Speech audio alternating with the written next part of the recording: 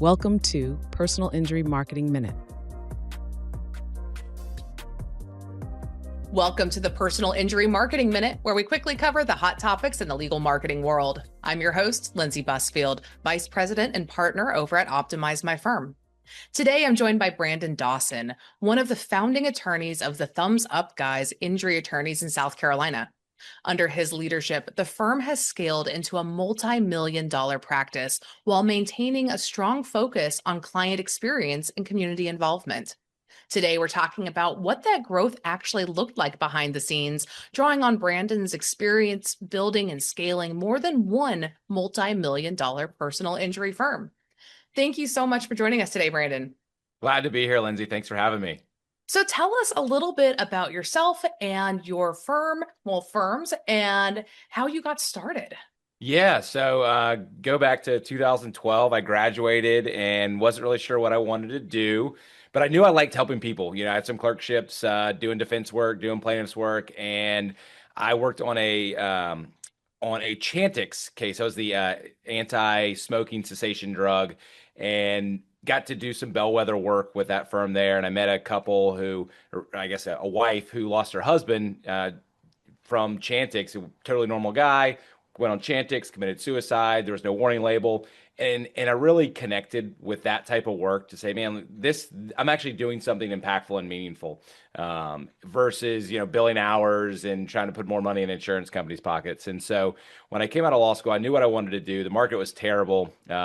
And I was between doing a clerkship at the Supreme Court of South Carolina or taking this no-name job making 30 grand a year. And I think pretty much anybody else would have gone to the clerkship with the Supreme Court. It made a lot more sense, but I didn't want to move. I'm born and raised in Charleston, and I kind of knew what that path was going to lead me down. It was going to lead me down doing more defense work, doing more research and writing, things I didn't really enjoy. And I've kind of had the mindset early on in life that, life's short.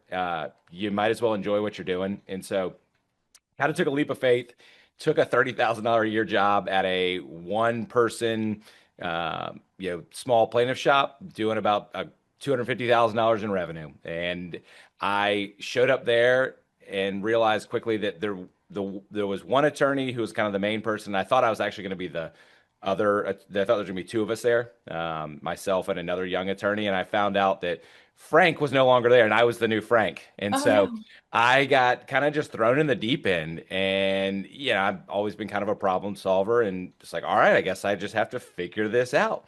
And so it was really a great opportunity for me to learn kind of the business of law along with, how to practice law.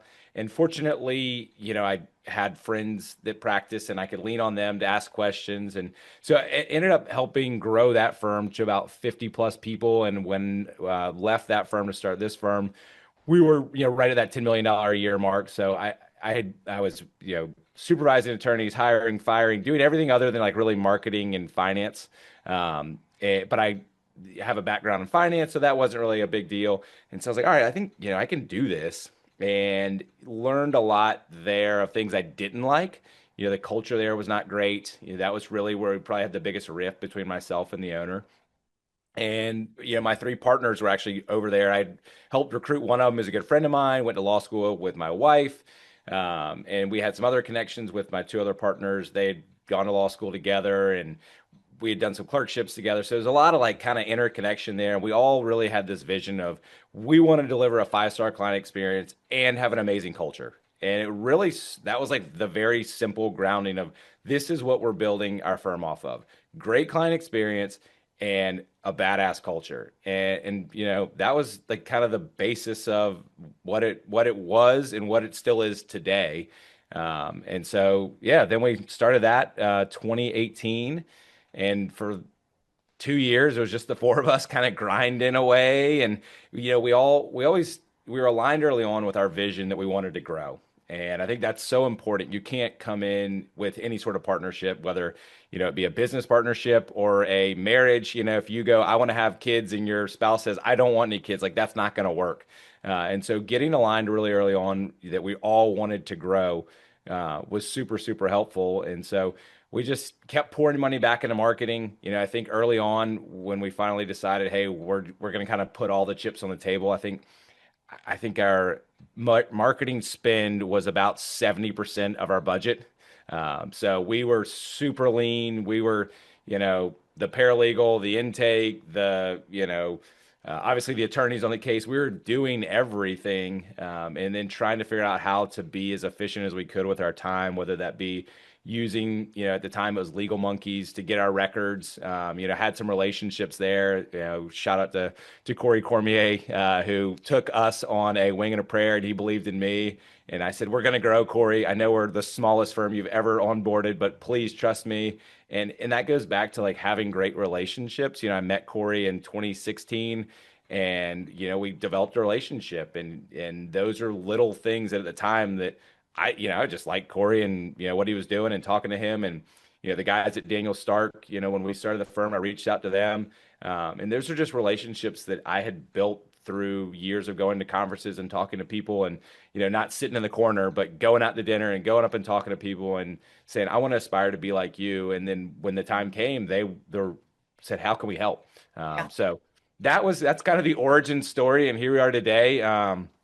I think we're 75. We're continuing to grow, so the number kind of changes almost daily. I think we're onboarded 2 people today, Wow. in our Columbia office, and so yeah, 75 plus, and continuing to grow in two markets. I think we've got four offices right now. So yeah, it's been a fun journey, and again, it's been great doing it with my partners as well. Again, we're all somewhat aligned in like what we do, and we now get to do a little bit more of what we really enjoy doing the most. Well, and starting out, you had that vision. And I think that piece of it is so crucial. And even before you had the vision for the firm, you had the vision for your own life, where you said, here are the things that are important to me. I want to do something that I enjoy. I want to give back. I want to feel like I'm making a difference. And then you took that personal vision and infused it into your vision for your law firm and found like-minded people to come together, bring together your experience, your existing relationships, and built something off of that foundation. And I think that that's an important point that needs to not be overlooked, because so many attorneys out there haven't taken the time to sit down and think through, really, why am I doing this? And what am I getting out of this? And how does my law firm reflect me and my personal goals? And am I partnering with the right people that share that vision? Because as you said, in a marriage, in any relationship, business, personal, you can't grow towards a goal if you don't have like-minded people and that goal set out. So I think that that is very commendable that you got that foundation built so that you could build everything else on top of it. And that's such an important piece. And now I want to kind of dig into what was in that middle ground, because you have the foundation of that, you have your partners, and now you have very, very successful, profitable law firm that is very focused on the client experience. So let's kind of work through that middle ground. So when you were a very, very lean company and you were starting to grow, what were some of the biggest hiccups and hurdles that you had to overcome as you were getting to the next level? Yeah, I think early on, just showing up every day and, trusting in the process that what we were doing was going to work. And I think some people give up so too quickly. And, for 2 years, I mean, if we signed 20 cases in a month, like that was a monster month, and there were some where it was single digits, and, just kind of trusting this process of, doing great work. Your name will get out there, but also understanding that we had to have a plan to grow. And so, early on it was, yeah, just showing up and going, all right, is this working? Are we doing the right thing? We're making a 10% of what we used to make. And having everybody on board with that long-term plan. I think some of the other struggles were like, when do we have the first hire? We were probably a little late to hire, really any staff. And, we got it. We hit, an absolute home run with our first couple of hires. They're still with us today. And so I think, being patient certainly paid dividends there. But yeah, it would have been nicer to bring people on earlier. I think so many people look at the total number, they go, all right, it's going to cost $60,000 to bring this person on. And, really, it might only be like 3 or 4 grand a month. Or, yeah, I guess it's five grand a month. It's more doable when you start looking at it like that and going, all right, can we do that? Is that going to free up time so that we can actually go make a lot more money? Well, and And that's especially challenging in personal injury where you have a case that you're working for a couple of years at a time before you actually see the payoff for that.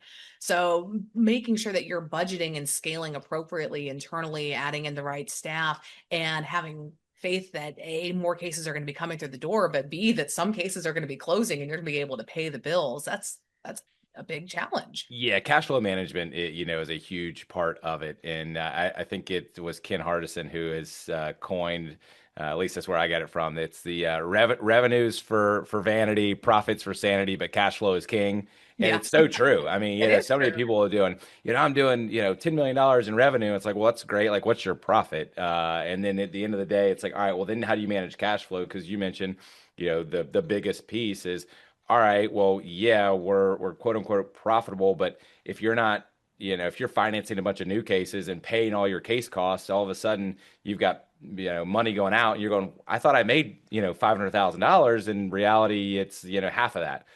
So understanding that, I think, again, very early on, we had very defined roles.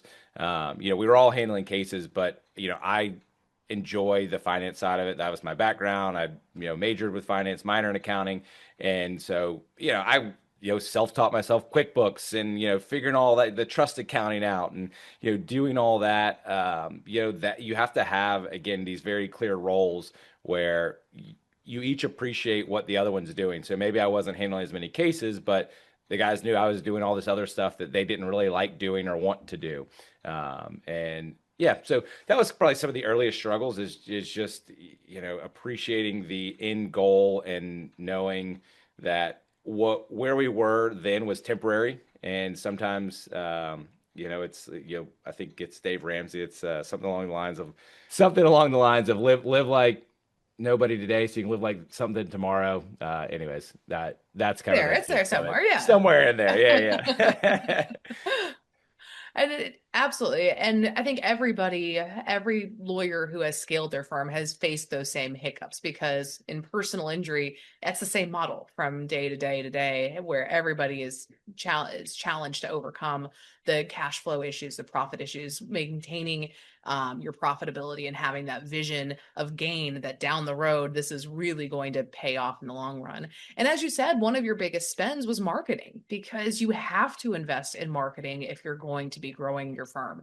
What were some of the marketing strategies and techniques that you used early on, and how have those changed over the years? Yeah, that was probably the biggest piece that kind of changed everything.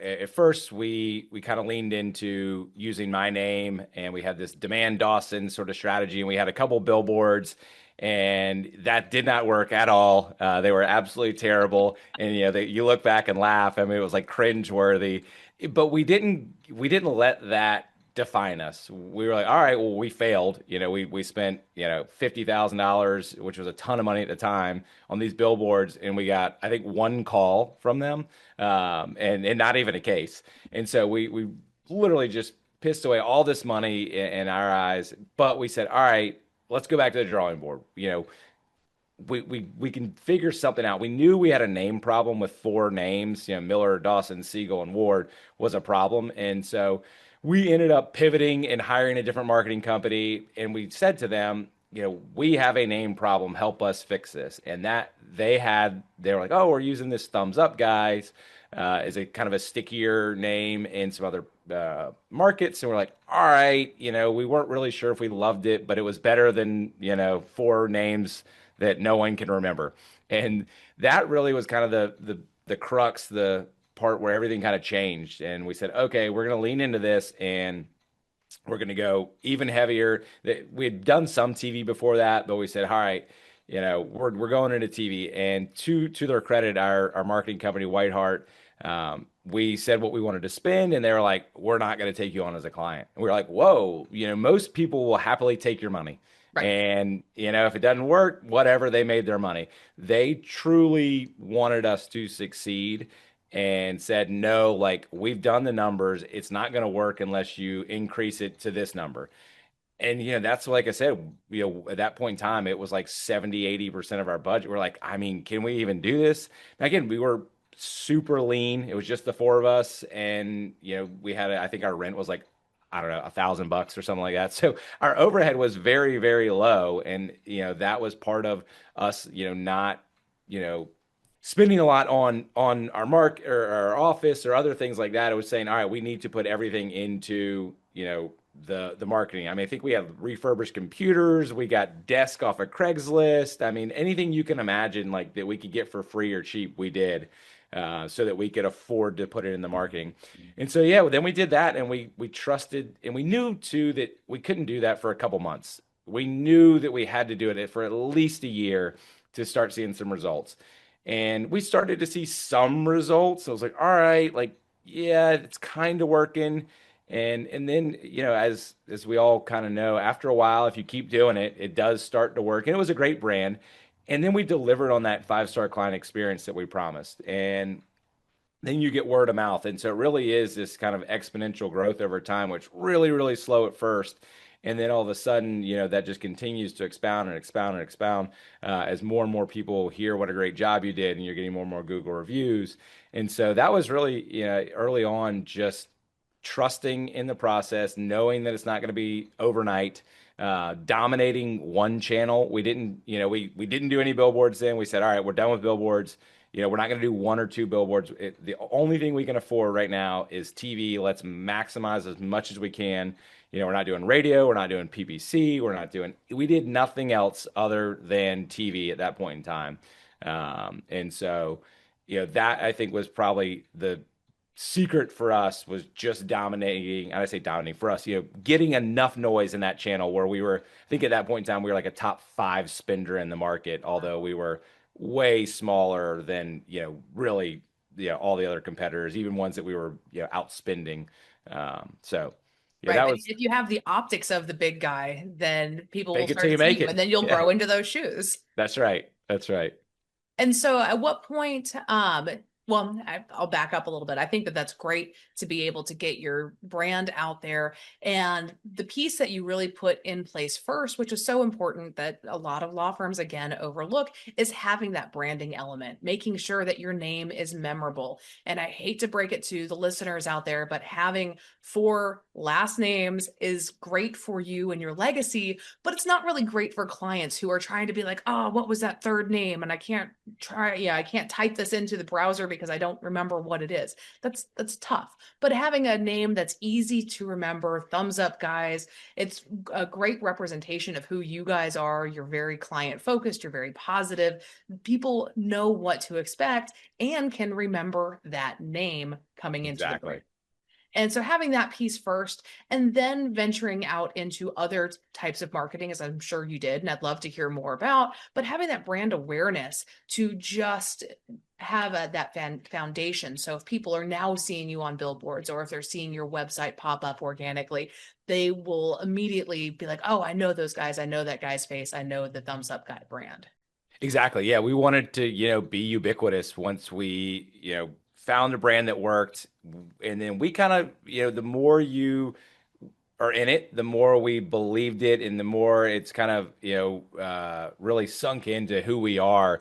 And I mean, you nailed it. I mean, it from a 5-year-old to a, my 100-year-old grandmom at the time, she was like, Brandon, like, it just, everybody knows it feels good, thumbs up, right? Like, it just has this good connotation to it. And it also, aligned with, again, that 5-star client experience of like, yeah, we're going to make a bad situation as good as it can be. And we're going to give it the thumbs up. And I think when people walk out of here, they go, yeah, do I want to get in a car wreck again? Do I want to get hurt again? No. But man, they made this as, pleasant as, possible going through everything, and that kind of aligns with that thumbs up mentality.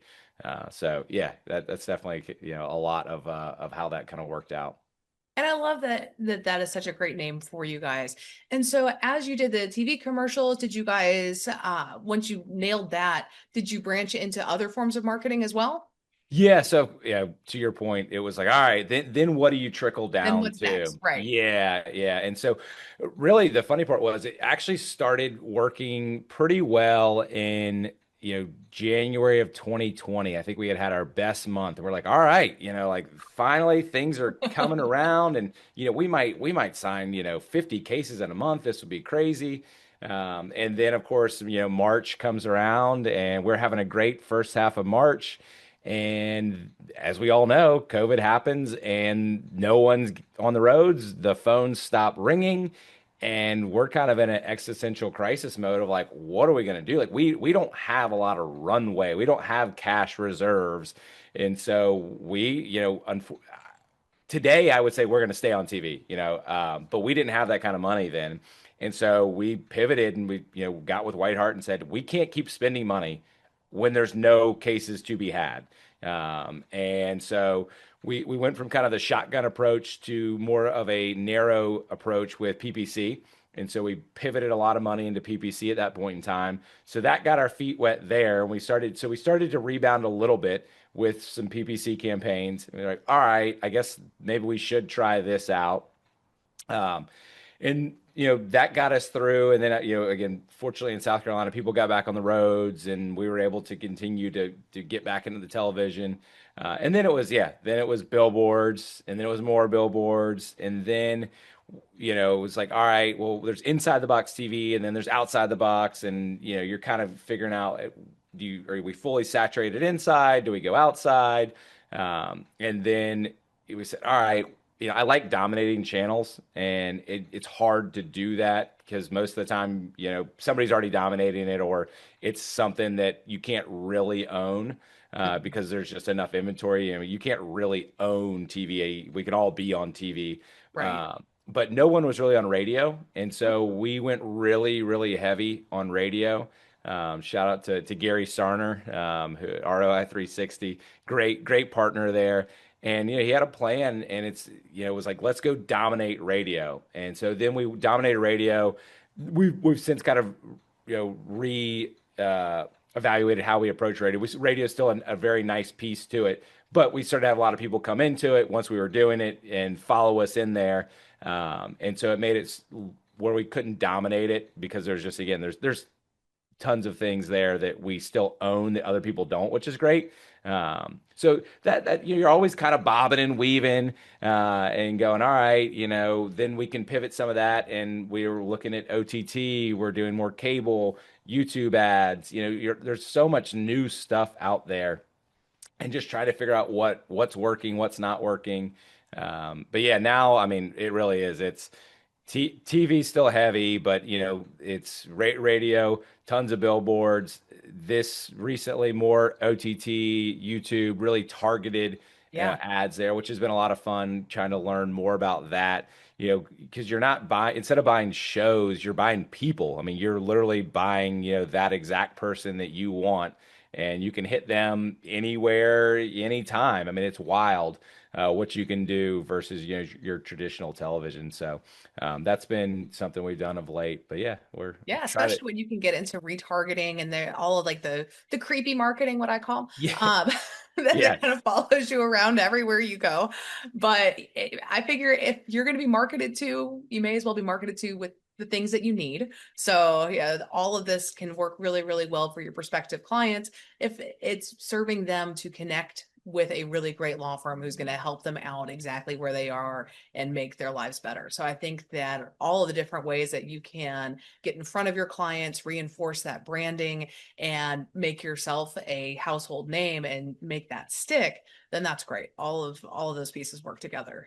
Yeah, I mean, if you think about it, I mean, the insurance companies are trying to get that's actually our biggest competition. They are trying to get people who are hurt to call them first because they act like they're in helping hands, and that, flow is going to be great, and, the dude in the slacks is going to, really take care of you. And in reality, when people do make that first phone call and they call the insurance company. We know it on this side, but they're trying to screw them over. They're trying to do everything they can to make them say something that's going to hurt their case. It's going to minimize the value of it, and they're trying to undersettle their case. And so that's actually, in my eyes, that's our biggest competition. So we're just trying to raise awareness with our advertising to say, hey, don't trust them. Like, at least call us so that we can tell you, is that reasonable, or more likely than not, you actually have a much more valuable case. And you're entitled to a lot more than what they're telling you. Well, and this is another reason that I love your branding, because you are the counterpoint to the flow, where you're a thumbs up guy, you're very approachable, it's a very easy point of contact. You're not this overly stuffy white dude with white hair when the four names behind him. You've really created a brand that is like, I could either call Flow or I could call Thumbs Up Guys, and it's kind of a level playing field in terms of approachability. So I think you've really done that very, very well, and have set yourselves apart as a contrast to all of the other old white dudes doing law with their face on the billboard. So I think that you guys have really done a phenomenal job of that, and that has probably set you up to be very, very successful and memorable in your market. Thanks. Yeah, no, that's I think one of the podcast I was on before, we kind of had that same idea of like, yeah, I mean, four white dudes that with boring last names that no one's going to remember. Like, yeah, there's a ton of those out there. So how do you cut through the noise and become signal? It's nice to hear comments like that. So I appreciate it. Absolutely. Well, I think you guys are doing so many things right in terms of having the vision and serving your clients, and the branding. All these pieces are really working together really well. But talk to me some more about some of the struggles that you have overcome, because you do have four guys that are working together in leadership to make decisions about where the brand is going from here, where the law firm is going from here. How do you handle the different dynamics and opinions that each of you are forming and are bringing to the table as you're making those decisions? Yeah, it's probably the hardest part. I mean, it's like being married to three people, right? So I never understood anybody who wants to be in the polygamous society. One wife is One's enough. enough. Yeah, I love my wife, but man, having three of her, and I'm sure she would say the same about me. But that's kind of, I mean, that's what a law firm partnership is, and I think anybody who enters into a partnership in any sort of business needs to approach it from that level of, would I be married to this person? Because I mean, you're signing, probably something as binding or more binding than what that marital agreement entitles you Life and to. longer for your Yeah, firm. yeah, exactly. And so, you know, we've been very fortunate that we haven't had a ton of disagreements, but we certainly have. I mean, but we're much more like brothers where, yeah, if somebody has something to say and if they're upset, it's not going to fester. It usually comes up before it gets to a point where, it's gotten too far and somebody can't take it back. So that's been helpful, is, being able to have an open line of communication. Some of the struggles early on as we were growing, we outgrew our space and we had to rent some space down the road, and we wouldn't see each other as much. Usually we try to go to lunch so we could always kind of talk and keep up with what's going on, but we just weren't seeing each other as much. And we have a group text, and sometimes things in text can be taken out of context. And so we really had to we put in a rule that, like, if you're upset about something, don't text about it, because it can just all of a sudden snowball into something that it really wasn't. So those are some struggles early on of just like basic communications. And we've each had different times, playing the role of mediator. It might be me and Miller have an issue, and Siegel's mediating it. And later on, it might be Jeff and Siegel, and I'm mediating, sort of kind of playing that go between. But like I said at the beginning, a lot of this came down to like the vision early on. And then respecting that if you're outvoted 3-1, like, kind of the tribe has spoken. Right. And you just have to get on board with it, even if you don't love it. We heard you, we listened to you, but your opinion here, we're gonna go with what the three of us want to do. Right. And so, just understanding that, yeah, you don't win every single one of the battles. And I've lost plenty and I've won plenty. And again, my role has been more, the marketing and management of the firm, and so they trust my opinion on that more. And they handle a lot of the attorneys and day to day handling the big cases. And I don't go tell them what I think a big case is worth. And I might give an opinion, but at the end of the day, I'm gonna defer to them. I mean, that's their strength. And again, if I feel strongly about it, I'll voice it, and it kind of is what it is. If I get outvoted, I get outvoted. But yeah, that has been a very interesting piece to this. I mean, I'll give you an example with they really would love the legacy brand Miller Dawson Siegel and Ward, and didn't really want to have thumbs up guys internally as much, and it was creating brand confusion. Clients would call in, they're like, well, I thought I called the thumbs up guys and the phone would be answered Miller, Dawson, Siegel, and Ward. And so it's creating confusion there. And I'm like, look, like this is a problem and we have to drop Miller, Dawson, Siegel, and Ward. That's not who we are. And so trying to work through that, and I get that side of it.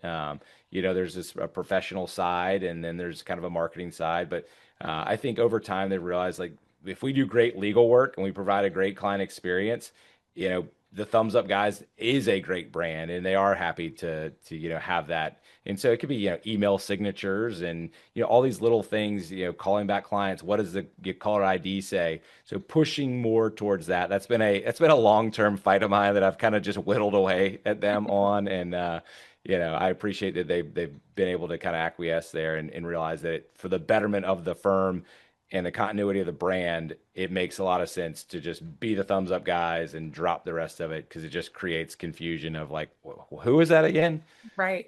Well, and it is a great legacy. And I think that a lot of entrepreneurs struggle with this because we do have this mindset of legacy as we start these ventures. We see something big, we see something great, we see something that's going to serve whatever market niche really, really well. And we want to have our identities tied to that long term. And I come from a family of serial entrepreneurs. My parents started everything from an arcade to pasture raised egg farming, like, and everything in between. And for them, it was a constant struggle of, is this going to be my legacy? How do I tie myself to this? Does the name need to reflect who we are as as Babcocks? And ultimately, at the end of the day, the businesses outlasted them, and they have since gone on with their lives and different things, but they can still look back at these businesses and tell people about them, and really have their identity wrapped into it, even if their name and face isn't the name and face of the company itself. But I think that even in law, we've come to expect to have the 4 last name law firm because that's the expected legacy there. Yeah. And it is a challenge to break away from that. But if you can really see yourself as being one of the thumbs up guys, and, having your identity tied into this really great service that you're providing for your community, that's going to be reflected in every case that you handle and every life that you change. So that's a great commendable legacy in and of itself.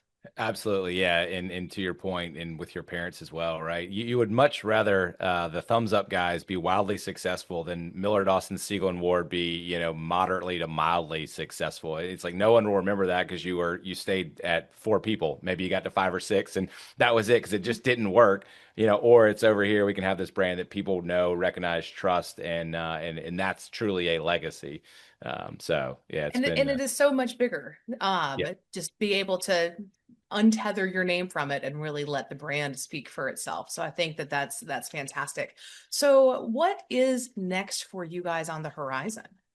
Looking to continue to grow. I think, we're in 2 of the major markets in South Carolina and Charleston, Columbia. We've still got Greenville and Myrtle Beach are kind of the other 2 DMAs. Absolutely, we'll be there in the next, probably 18 to 36 months. I suspect we'll be in both of those markets.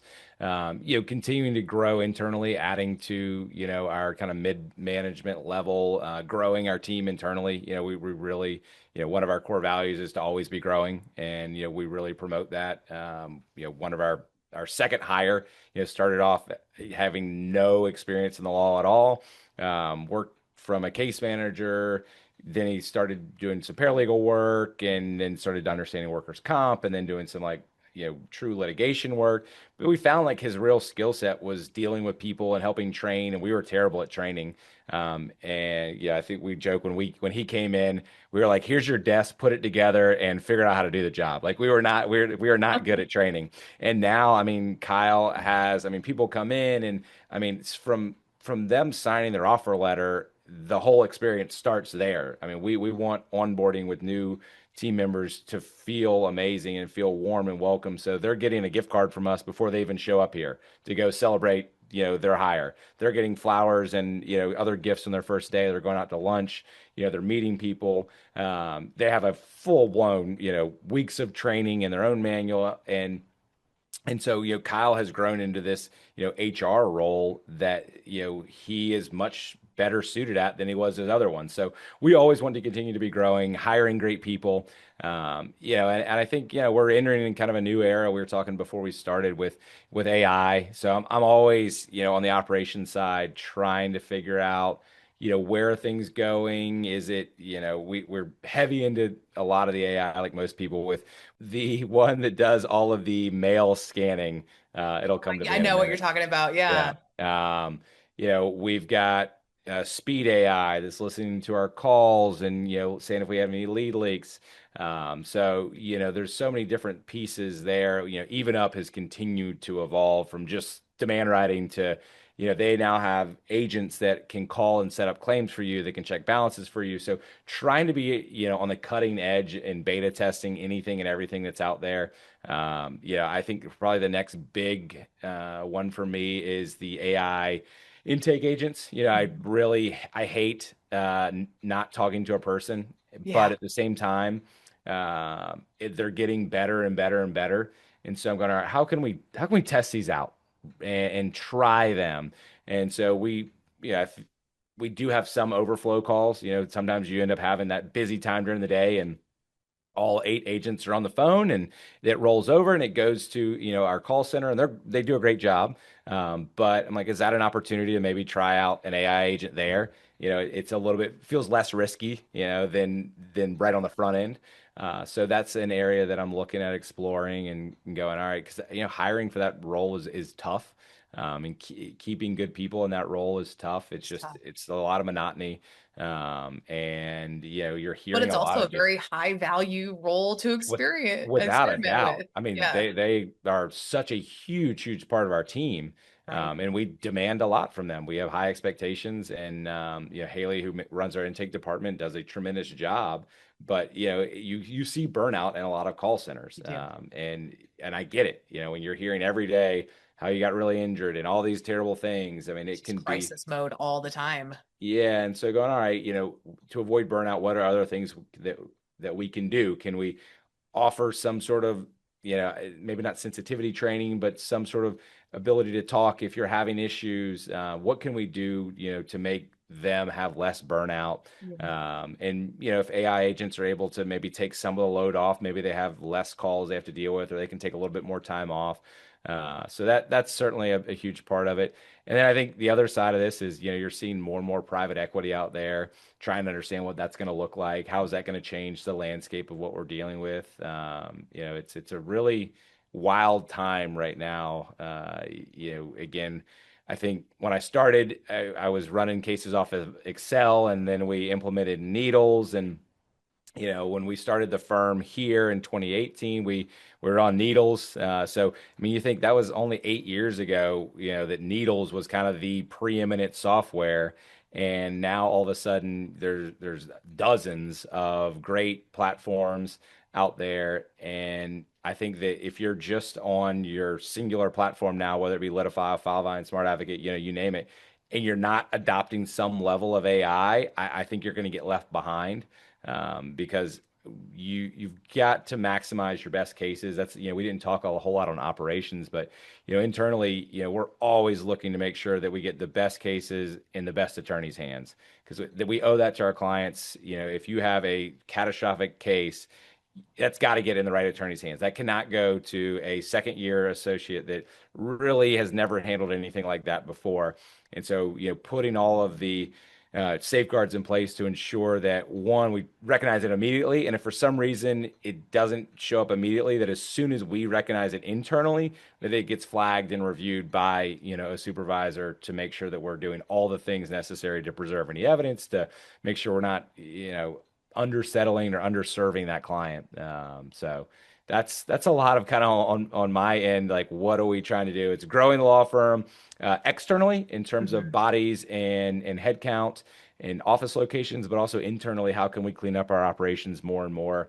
And it ends up being a full-time job, surprisingly. I remember when I was, told the guys, like, look, I don't have time to work on cases anymore if we really want to grow this.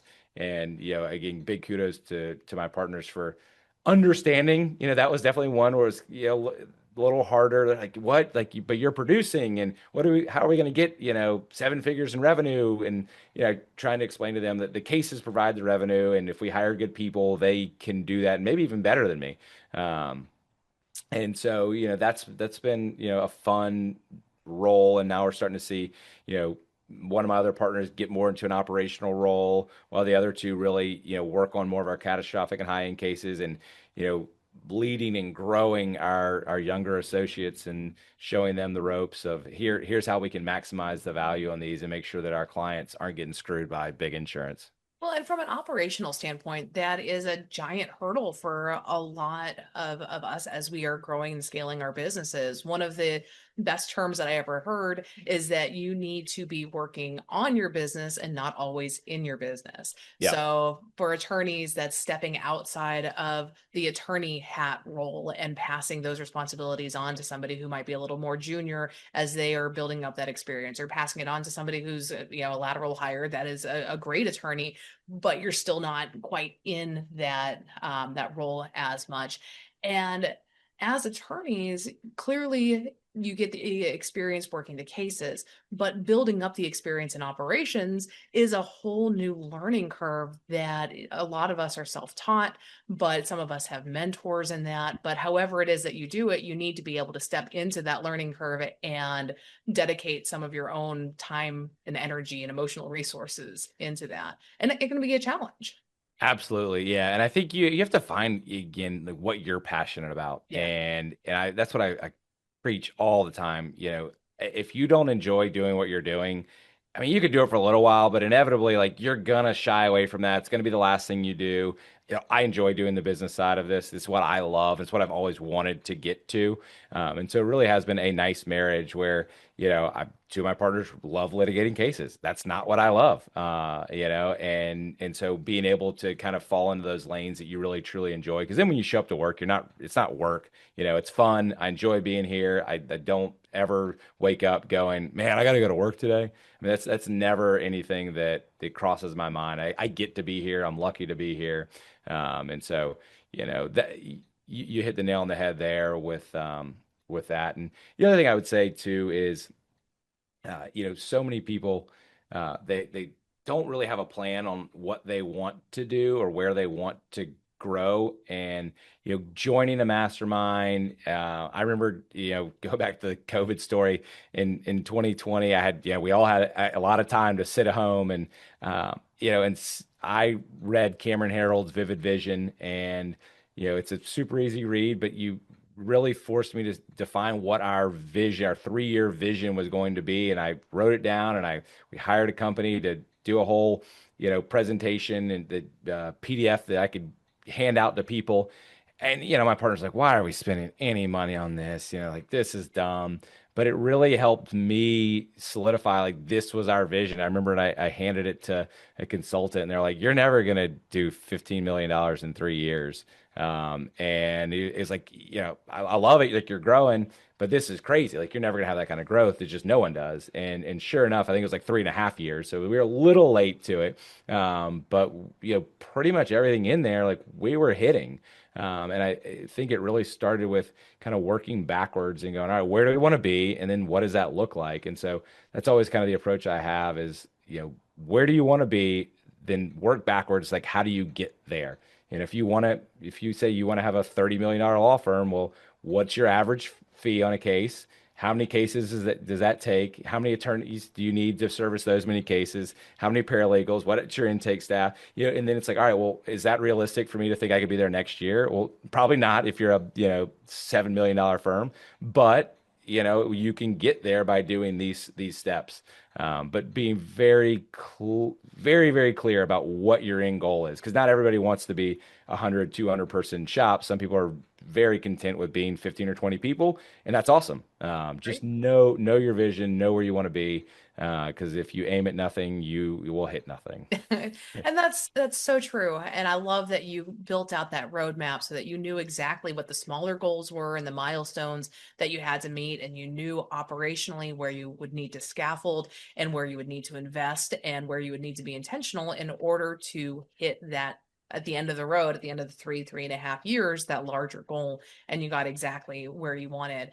And I know that one of the things that you haven't compromised on as you've built your firm is having that client-centric mentality. So for attorneys who are listening today who are wanting to build that large firm without compromising who they are, their corporate culture, and everything that they are delivering to their clients, how do you balance that out and make sure that you are delivering a consistent, great experience for your clients as you're continuing to grow?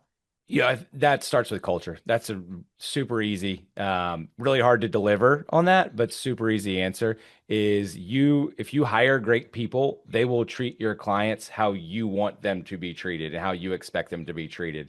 I think a lot of people miss that piece and they try to force people to think like they do, not being super intentional on the culture and their hiring. So, we have made plenty of bad hires in our day, but we really, really try to bring on for culture more than aptitude. No, we have a lot of very smart people, but I don't need a ton of experience. I can coach experience. I can train. Maybe not me, but Kyle can and our other team, right? That's not, but we can train people up to be great at that. So if we find somebody who's a great culture fit, I can't change who you are. If you're you're always going to be an and guess what? You're going to be an to clients. But if you're a genuinely kind human, that wants to learn and has, the pillars of an ownership mentality that always wants to be growing, that's true to themselves, then you're probably going to fit in really well here. And, I'm so proud of our culture here and that people defend it. So if somebody is, kind of acting out in a way that does not really reflect what our culture is, we have culture defenders. They will say, hey, they'll either tell that person like that's not acceptable, or they'll go to the appropriate channels and say, look, I don't like the way Lindsay's talking. Like, here's what's going on. They're saying this behind our back, and we will cut those cancers out. I mean, it's the old, ABC players, and your A's are great, your D's, they're underperformers and they have bad culture. Those are easy to get out. But it's those C's that are high performers but terrible culture, and we have cut those out. And that was some of the harder things that we had to do. We had an attorney who was performing well. If you looked at, God, they're making us money. And we weren't really that big at the time, and it was hard, but he was a cancer, and we tried to rehab and probably too many times, but a zebra can't hide his stripes. And, that's just who he was. And he wasn't a good fit for us. And, several of our more senior paralegals and things like that were like, this guy's awful. And it doesn't matter if you're an attorney, if you're a C-suite, if you're not treating people with kindness and the same level of respect that we have and we give to everybody, then you don't have a place here. And so that all to say that trickles down to the client experience. And Right. so then they go and they treat our clients with that same level because they feel loved and appreciated. So hard to Well, deliver on, easy to say.